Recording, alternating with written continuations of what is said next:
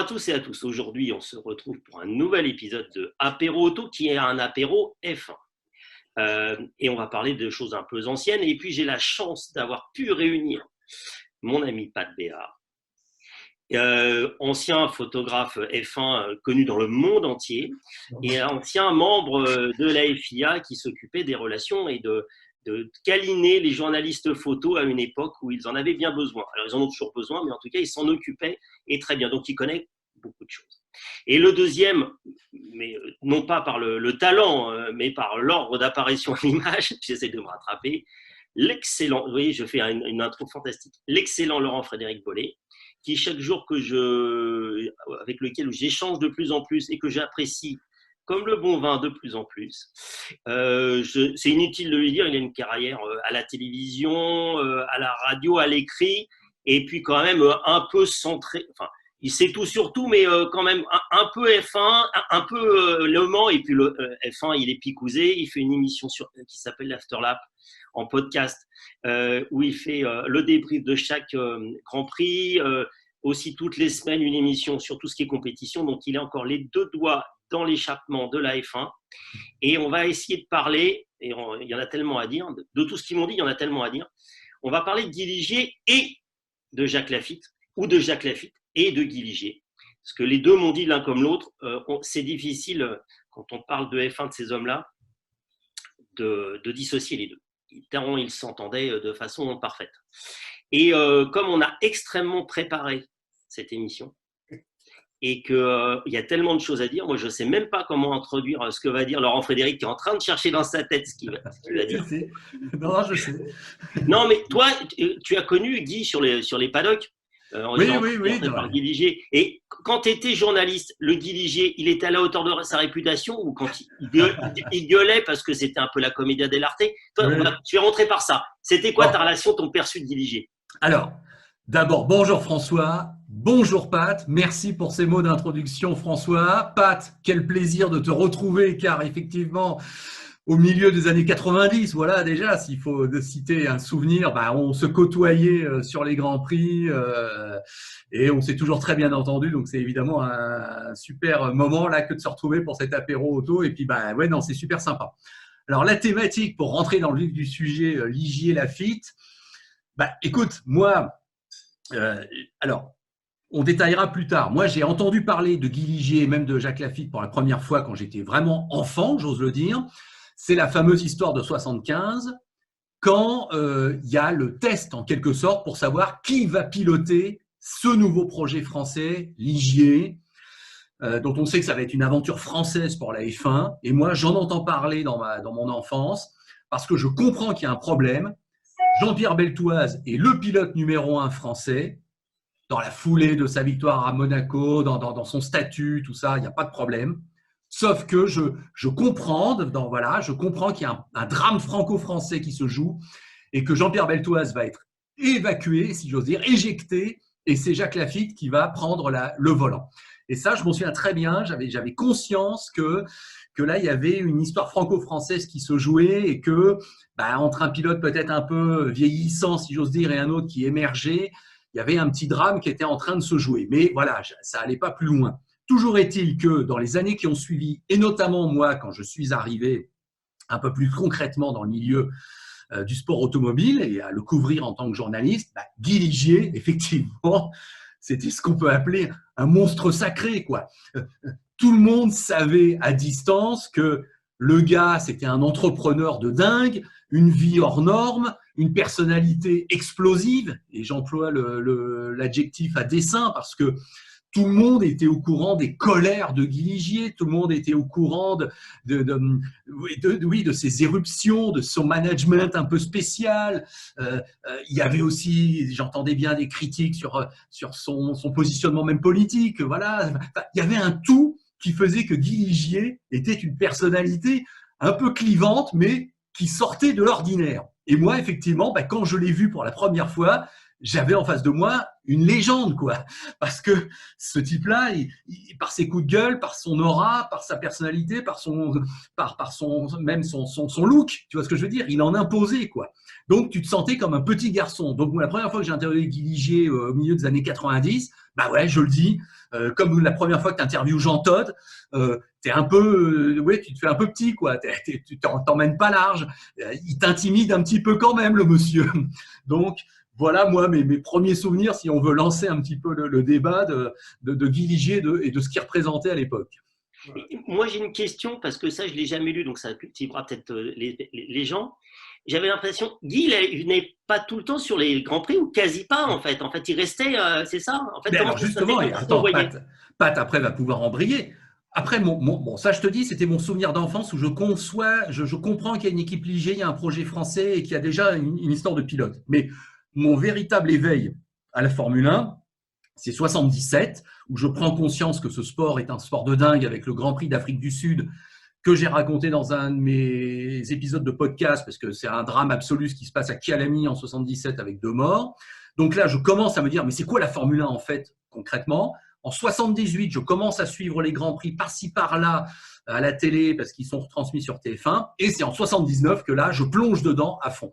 Or, tu sais comme moi, François, et je suppose comme tous ceux qui nous écoutent, que les 2 premiers Grands Prix de 79 donc, sont mythiques, parce qu'évidemment, c'est la campagne sud-américaine et c'est les 2 victoires de Jacques Laffite avec la Ligier JS11 et ce rêve qui devient la vraiment réalité. Ligier peut gagner le titre. Laffite ou de Paillet, il faut voir, mais en tout cas, on va dire Laffite dans un premier temps, Laffite peut devenir champion du monde. Il y a un élan extraordinaire au point de vue français. Or, les Grands Prix sont toujours à la télévision, ça c'est sûr. Ils sont en fin d'après-midi avec le décalage horaire, le dimanche en fin d'après-midi, et Guy Ligier est en plateau sur TF1 à Paris. Incroyable. Est-ce que tu imagines de nos jours Toto Wolff en direct à la télévision allemande pour commenter le Grand Prix de Mercedes? Bon, alors, c'est arrivé pour Binotto l'année dernière chez Ferrari, il n'a pas été sur tous les Grands Prix. Ok, admettons que c'est encore possible. Même Wolf, je crois qu'il en a raté un. Enfin bref. Mais à l'époque, on sait bien que c'est pour une question d'organisation, peut-être de coût, et le patron n'est pas sur place. Et c'est quasi pas un scandale, c'est comme ça, quoi. Et donc, Guy Ligier est sur le plateau de TF1, il regarde le Grand Prix comme nous tous, et il commente en direct la victoire de Jacques Laffite, donc sa victoire de son équipe pour sa voiture. Et moi, je m'en souviens, mais comme si c'était hier, quel moment magique de télévision, quel moment de sport fabuleux. Et pour un jeune garçon, adolescent, pré-ado, on va dire, qui là vraiment devient picousé par la Formule 1, ça, je peux vous dire, ce sont des souvenirs qu'on n'oublie pas. Et toi, Pat, tes premiers contacts avec Guy, c'est quoi Ouais, moi, j'étais photographe, si tu veux, à l'époque, de ces années-là. À cette époque-là, je vivais en Californie. Donc, si je faisais que, disons, 4 ou 5 Grands Prix par an. Mais à l'époque, tu avais Long Beach, enfin, il y en avait 3 ou 4 entre le Canada et le Mexique, etc. Bref, mais j'ai rencontré Guy la première fois sur les essais hivernaux au Ricard. Et comme tout le monde sait ici, les essais, il peut faire très très froid au Ricard au mois de janvier-février quand il y a les essais hivernaux. Et à un moment donné, dans un break, j'étais avec mon ami Bernard Assé et on attendait de faire des photos de pilotes. Puis Guy arrive et il faisait un peu la tronche. Hein. Donc ça, comme l'a expliqué Laurent Frédéric, c'était un trait de caractère, hein, disons. Et Bernard, il allume une cigarette et Bernard, pour le décontracter, il lui dit mais Guy, dis-moi, c'est pas une Gauloise, ça? Et parce qu'il est en train de fumer le Marlboro. Donc, il éclate de rire. Et nous, bien sûr, derrière, blablabla, on fait des photos d'un Guy Ligier souriant, ce qui n'est pas souvent le cas. Mais tout ça, on oublie tout ça parce que si tu veux, ce qui s'est passé, ce que j'ai des souvenirs de Guy, ils sont intimement liés avec Jacques Laffite, mais bon, ça, on va en parler. Mais si tu veux, c'était l'hospitalité qu'il nous faisait dans son motorhome. Il y a eu Elf aussi, avec M. Guiter, qui nous ouvrait les portes. On avait une hospitalité fantastique, mais Guy dans son motorhome le faisait aussi. Hein. Il nous accueillait, il nous donnait à manger. Tout. Donc, si tu veux, à l'époque où c'était quand même vachement compliqué parce qu'il y avait une séparation, comment dire ça pour être diplomate, assez franche entre les Anglais et les non-anglais. Voilà. Alors, les Anglais, ils étaient entre eux, et les écuries anglaises, elles s'occupaient des journalistes et des photographes british. Et nous, C'est étonnant de la part des Anglais. c'est étonnant, oui, c'est étonnant. Et puis après, il y avait, mais si tu veux, nous, à l'époque, il y avait rien sur place pour manger ou pour se restaurer. C'est pas comme maintenant, hein. Il n'y avait rien du tout, pratiquement rien. Il fallait sortir des circuits. Bon, bref. Et moi, je n'ai que des bons souvenirs de Guy. Mais il y a un épisode après, on parlera après. Vas-y. Non, en 85, on était en Autriche, ok, à Zellweg. Je sais de quoi tu parles. L'ancien circuit pas celui de maintenant, l'ancien circuit. Bref, à un moment donné, il y avait pendant la course était assez, disons, c'était assez chiant, voilà. Bref, je crois que c'est Alain qui a gagné, mais je suis pas sûr. Hein, je suis pas sûr. Il faudrait regarder ça de plus près. Mais à un moment donné, il y avait Jacques devant, Jacques Lafitte, et Andrea de Césaris derrière.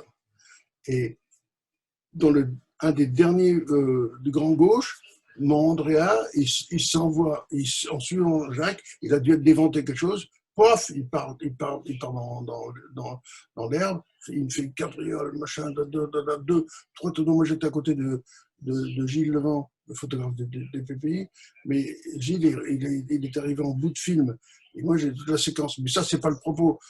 Donc, Andrea se lève, il retourne au paddock, il dit cette phrase qui est devenue très célèbre, il dit « J'ai fait un petit attaqueux ». Alors moi, je l'ai compris.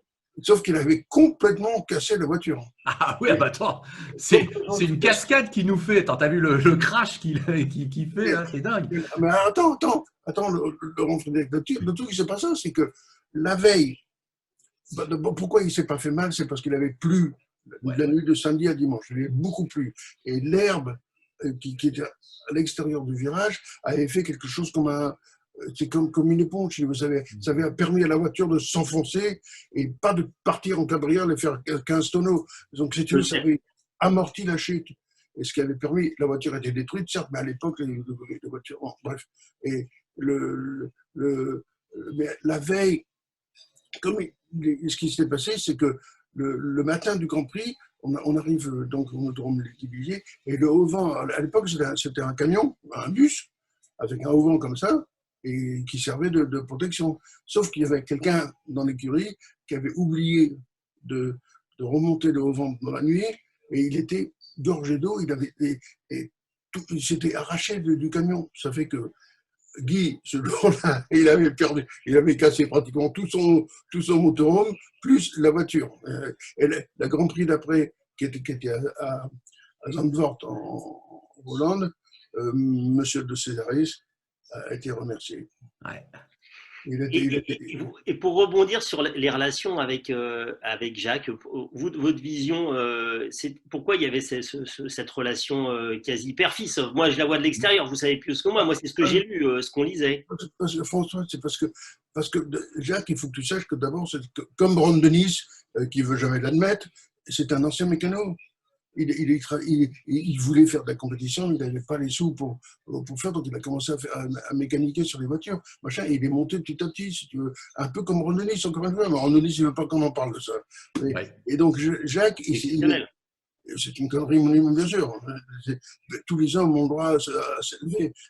Et ce qu'il se veut, c'est Jacques, il avait cette particularité il y avait une espèce d'association père-fils un peu, ou alors grand frère, petit frère, si tu veux, entre Guy et lui. C'était évident de le voir, si tu veux. On le voyait tout le temps. Mais c'est pas que Guy allait favoriser un des coéquipiers de Jacques Lafitte, c'est pas ça le problème. Le problème, c'est que la relation entre eux, elle était visiblement très filiale. Enfin, si on peut pas. Oui, mais c'est d'autant plus étonnant à la rigueur que lorsqu'on revoit la situation, et moi, tel que je vous l'ai exprimé tout à l'heure, donc je vous faisais part de cette comment dirais-je, cette compréhension d'une situation où il y avait un pilote titulaire qui finalement n'allait pas être titularisé et que c'était le petit jeune qui allait prendre sa place, Jacques Lafitte. Bon. Voilà. Mais ce qui était incroyable, et ce que tout le monde a oublié, c'est qu'effectivement Jacques Lafitte sort de sa campagne victorieuse en F2 et quelque part c'est tout à fait mérité qu'il soit promu en F1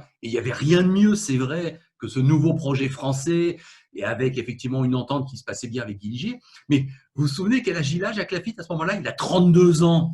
Non, mais attends, tu imagines, on prendrait comme ça à boule pour point des gens, on dirait, bon ben voilà, Jacques Lafitte, il venait de gagner la F2, il allait débuter en F1, quel âge il avait? Ben, on dirait il avait 21 ans, quoi. Non, c'était déjà, au jour d'aujourd'hui, un vieux. Donc, quelque part, je dirais que Jacques Lafitte attendait son heure et Guy Ligier avait bien senti qu'effectivement, je crois, il y avait un appétit peut-être un petit peu plus fort, il y avait comment dirais-je, une progression de carrière qui était un petit peu plus évidente pour Jacques que pour Jean-Pierre, effectivement, contre lequel, évidemment, on n'a rien du tout. Et je crois que les deux se sont rencontrés avec, effectivement, un tempérament très envahissant pour l'un, mais qui fait office un petit peu de père à tous les niveaux, et un Jaco qui, moi, je m'en souviens, parce qu'on n'est pas tout à fait de la même génération, vous avez compris que moi, j'étais encore à l'école à ce moment-là, quand tous les dimanches matins, je regarde Automoto ou que je regarde les reportages de José Randinski ou de Bernard Giroux sur les Grands Prix en question, c'est vrai que le Jacques, il fait toujours le pitre, il faut être honnête, on s'en souvient toujours comme un rigolo, quoi. Bon, les deux se complètent, et c'est ça qui est bien. Oui, mais c'est ce que tu dis, c'est ce qui est assez amusant, c'est que c'est un peu, comme on dit, l'eau et le feu. Parce que Jacques, qui je pense est quelqu'un d'extrêmement sérieux et d'extrêmement pro, c'est peut-être une façon de couper la pression, de faire le guignolo, etc. Je ne le pense pas du tout, excusez-moi l'expression, un branleur, je ne le vois pas du tout comme ça. Mais quand même, qui extériorise d'une façon tout le temps positive, etc. Tu ne le sens pas, comme tout le monde doit y râler de temps en temps, mais c'est plutôt un mec qui est quand même dans le positif et dans la bonne humeur. Et de l'autre côté, un Guy qui est décrit comme étant quand même un peu plutôt bougon, râleur, etc. C'est marrant que ces deux pingouins-là, ils arrivent à s'entendre, quoi. Ouais. Mais je vais te raconter, pour rebondir sur Laurent Frédéric, le côté blagueur de Jacques, au Grand Prix de Dallas en 84. Le seul Grand Prix qu'il y a eu là-bas, qui n'aurait jamais dû avoir un Grand Prix là-bas. Mais enfin bref, c'est pas le seul de propos. Il y avait, à l'époque, je te rappelle, il y avait un warm-up. Et le warm-up, il était pour des raisons parce que l'après-midi, il fait très, très chaud, il l'avait fait à 7h du matin. Et mon Jacques, mais ça, moi, je l'ai raté, je ne savais pas, sinon je ne l'ai pas eu en photo. Il arrive dans le paddock en chemise de nuit, avec une bougie dans la main, parce qu'il voulait montrer que c'était à tel point, c'était ridicule de faire un warm-up qui, en fait, n'a pas eu lieu. Pourquoi? Parce que l'asphalte partait en lambeaux. Ouais. C'est là où ils arrachaient les plaques d'égout ou un truc comme ça, non? Non, les plaques d'égout, c'était à Long Beach. Enfin, bon, bref, c'était un peu pas. Mais si je te donne un autre facétie de Jacques, je crois que c'était à Long Beach ou peut-être à Las Vegas. Je ne me rappelle plus très bien. Comme disait Juliette, j'ai la mémoire qui flanche. Et à l'époque, les paddocks, les voitures étaient rangées très très près du public. Il y avait très peu de distance entre les deux. Et il y a un moment donné, il y a Jacques qui est en train de discuter avec des mécanos, et il y a un spectateur qui lui tend un programme pour qu'il signe un autographe. Et là, tu sais qu'aux États-Unis, et moi mon épouse est américaine, hein, donc je peux le dire, mais il y a des sbires qui sont plus carrés que carrés. Alors il y a un sbire, un gros malabar qui vient, un Men in Black qui arrive et qui sort qui essaye d'arracher le programme pour le bonhomme. Et Jacques, à ce moment-là, il sort de la conversation qu'il avait avec ses bonhommes, il va voir le gars et il dit en anglais au sbire, il lui dit, écoute, laisse tomber le machin, voilà, il prend le programme, il le signe, il le redonne au bonhomme. Voilà, ça c'était Jacques Lafitte. Tu vois, il était très gentil et il avait toujours compris que lui, ne venant pas il a dû vraiment se batailler pour être en Formule 1. Mais comme Beltoise, hein, même chose. Hein. Si tu veux, le truc, c'est que On se rappelle tous que Berthoz, il a eu son accident de moto Voilà. et qui s'est fait mettre le bras en une position pour qu'il puisse tenir le volant. Enfin, bon, bref. Voilà. Mais si tu veux, Jacques, il a jamais eu. Mais après, je l'ai vu sur le Dakar en 88, Laurent, tu te rappelles de ça aussi, avec la Mercedes, la Porsche verte. Mais toujours, il y a toujours eu il n'y a jamais eu de salade avec lui, jamais. Ouais. D'abord, il faut se souvenir qu'avant l'arrivée et forcément la prise de pouvoir, si j'ose dire, d'Alain Prost par rapport au sport automobile français et la Formule 1, Jacques Laffite est le pilote emblématique français de la Formule 1. Et c'est une époque où on parle, il y a aussi Didier Pironi, il y a Patrick Tambay, il y a Patrick... Bon. Mais Jacques est le porte-parole, le porte-étendard de la Formule 1 française. Bon, déjà, être arrivé à ce statut, à le personnifier, à le symboliser, c'est déjà énorme. Et on n'est pas ça, on ne devient pas ça si effectivement on n'est pas focalisé sur son métier, qu'on ne va pas chercher les résultats et qu'on n'a pas des qualités énormes. Donc François, ça tu l'as bien dit, effectivement. Jacques, c'est effectivement un peu une façade, un peu peut-être parfois de pitre, mais ça fait du bien. Il faut se dire qu'on est dans une période où on a aussi des James Hunt, par exemple. Donc, effectivement, il y a des Lauda, oui, il y a des mecs sérieux, il y a eu des Stewart, il y a des Lauda, il y a des Prost qui arrivent. Mais on a aussi un côté très glamour et un petit côté un petit peu flambeur, si j'ose dire, que Jacques symbolise très bien. Sauf que Jacques, la seule différence, c'est qu'effectivement, il gagne.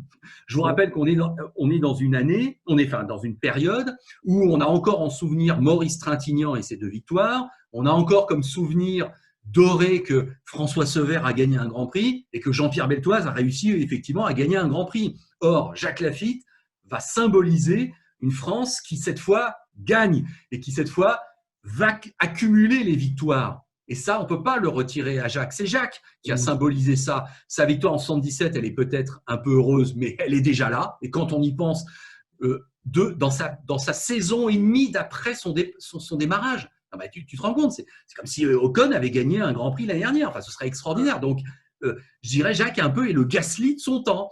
C'est la nouvelle vague et c'est quand même un mec qui a quelque chose. On sent qu'il est super fort, quoi. Donc, il va gagner 6 Grands Prix au final.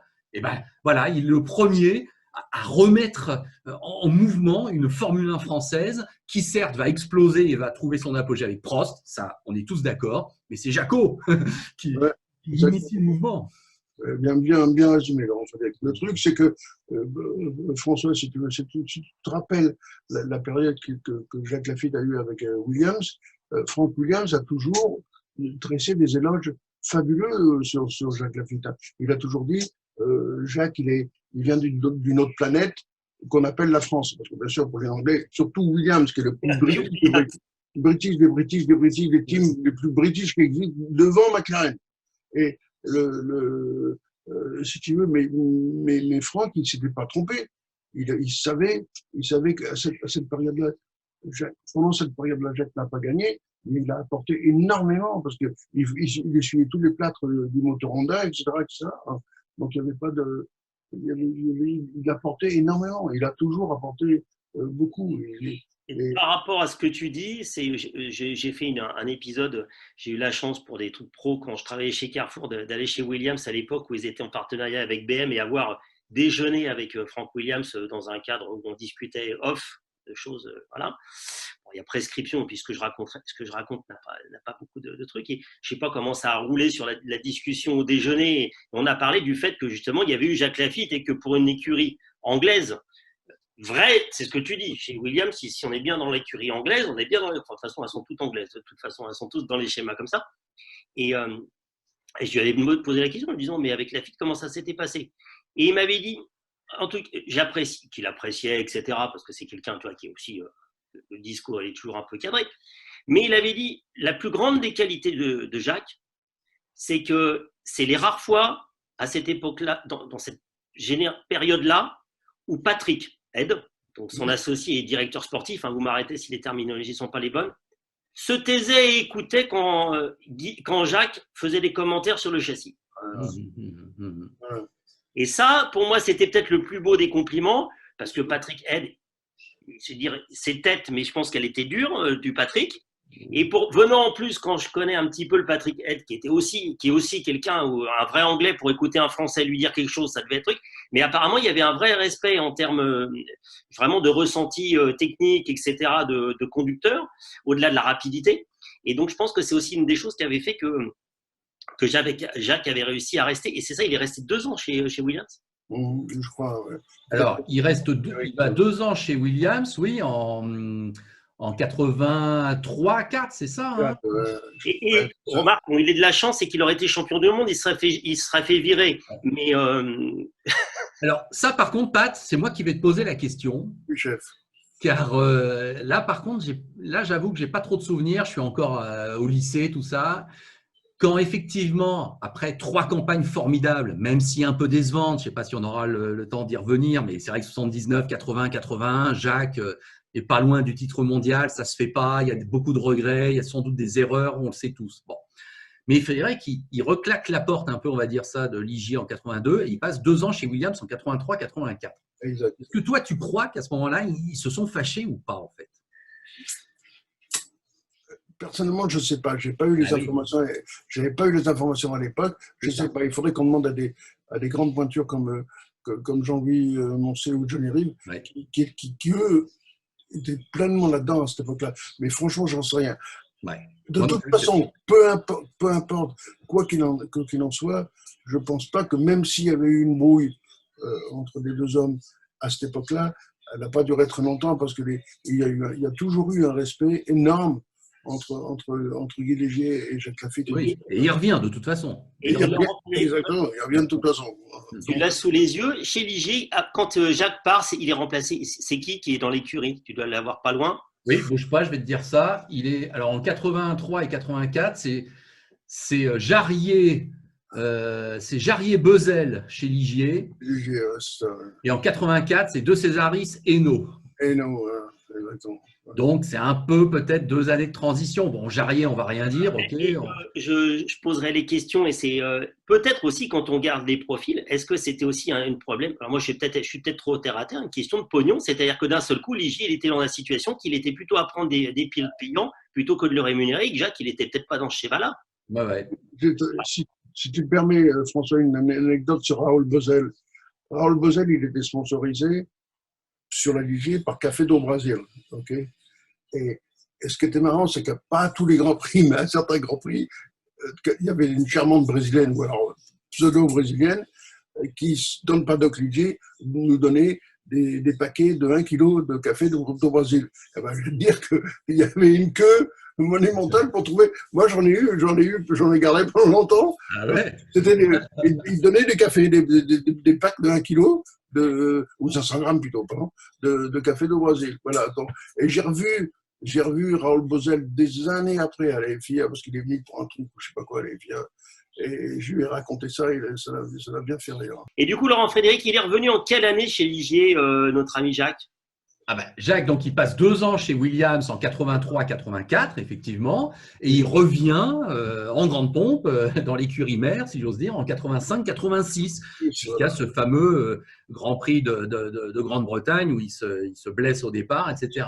Donc, dans la carrière de Jacques, il n'y a que 2 équipes, c'est vrai.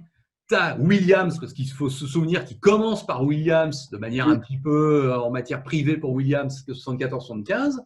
Et il y a Ligier 76-82, Williams de nouveau 83-84 et Ligier de nouveau 85-86.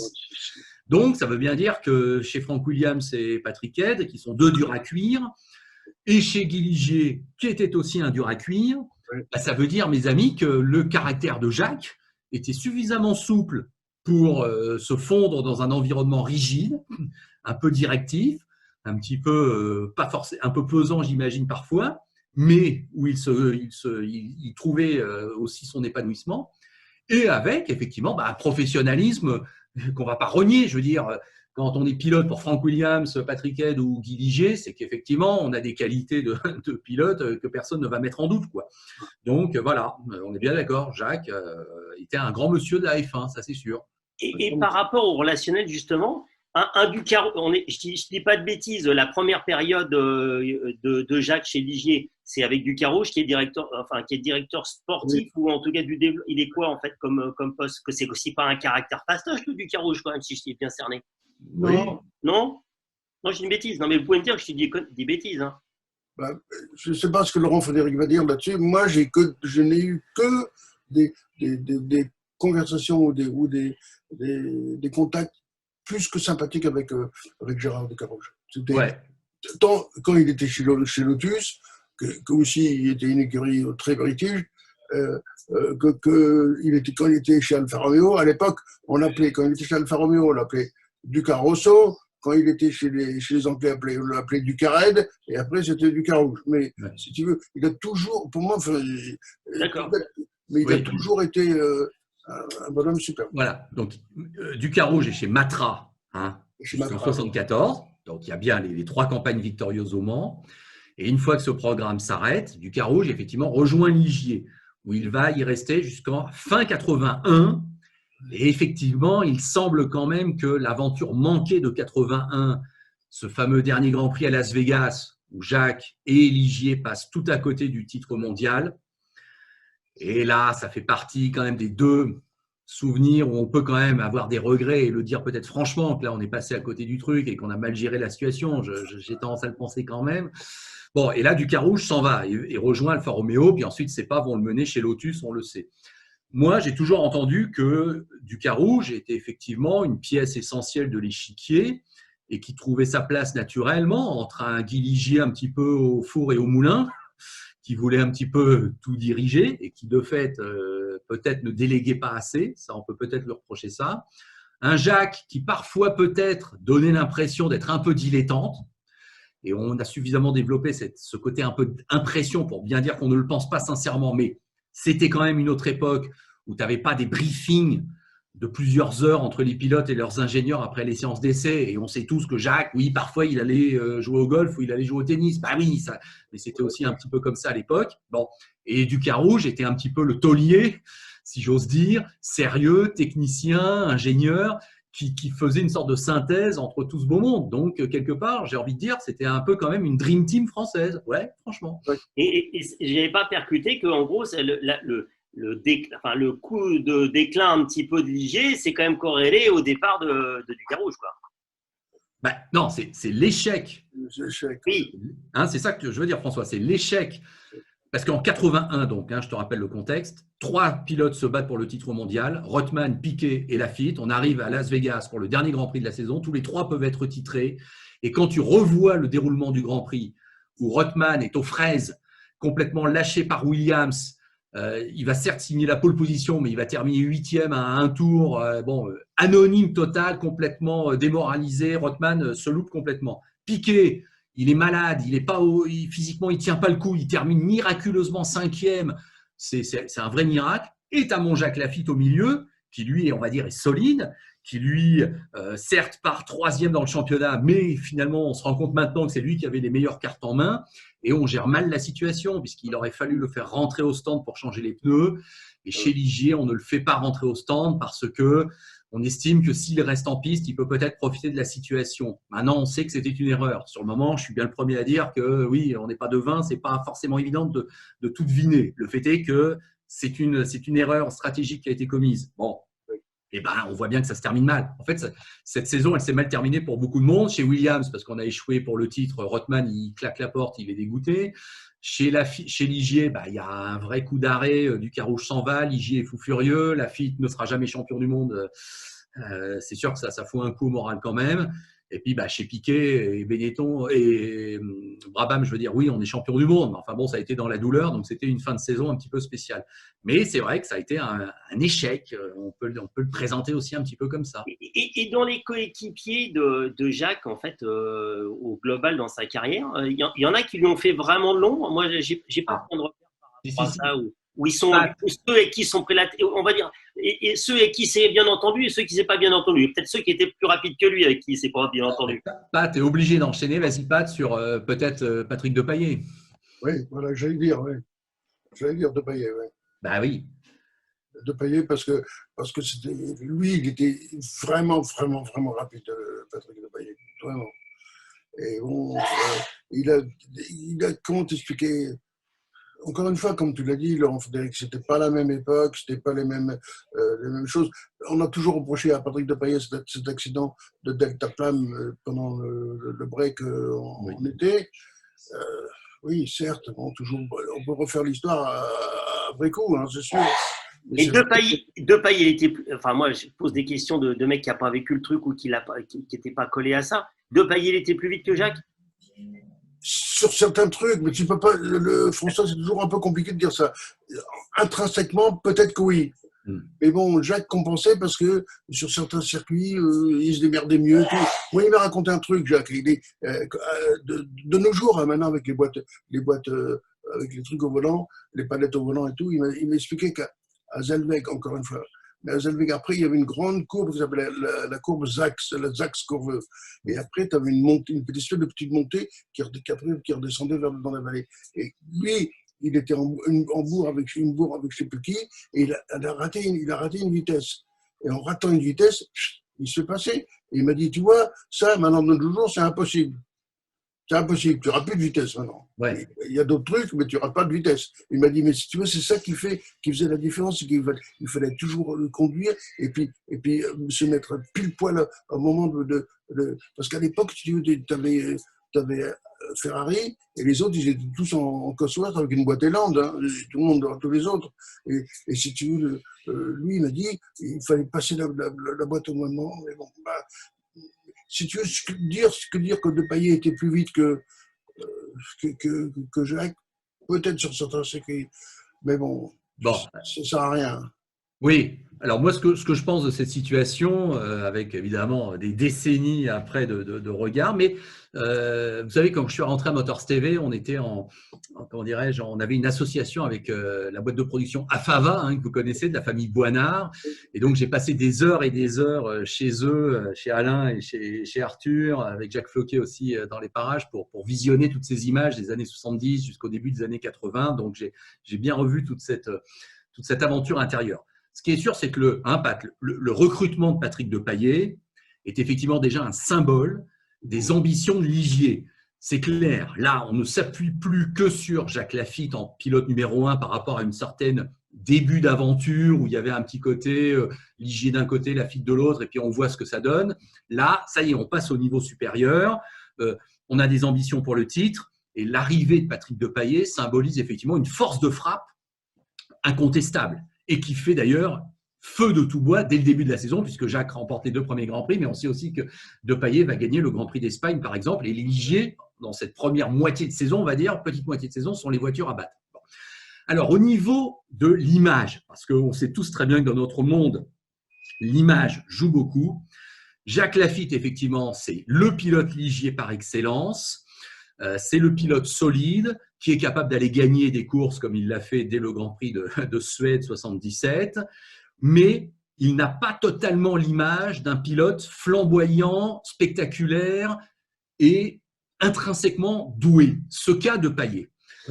Depailler, pour les spécialistes, est un mec qui a un petit peu plus du sens du risque, qui est un petit peu plus attaquant, qui gère un petit peu moins peut-être, mais qui est plus spectaculaire. Bon, alors si je devais trouver une comparaison maintenant, j'aurais tendance à dire, est-ce que c'est un peu Vettel-Leclerc chez Ferrari? Bon, peut-être un petit peu. Il y a quand même un jeune loup, même si à l'époque, c'est des générations, ils ne sont pas aussi jeunes que maintenant, mais il y a quand même un jeune loup Depailler qui arrive dans une grande équipe. C'est pas pour faire de la figuration, c'est effectivement pour déjà se positionner, pour peut-être lui-même aller chercher le titre par rapport à un talent qu'il a en lui et que tout le monde lui accorde. Bon.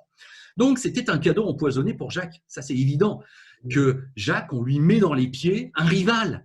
Et un peu cette mentalité franco-française, mais ça se retrouve aussi chez les étrangers, on ne va pas dire, mais où parfois on a du mal un petit peu à essayer de canaliser tout ça.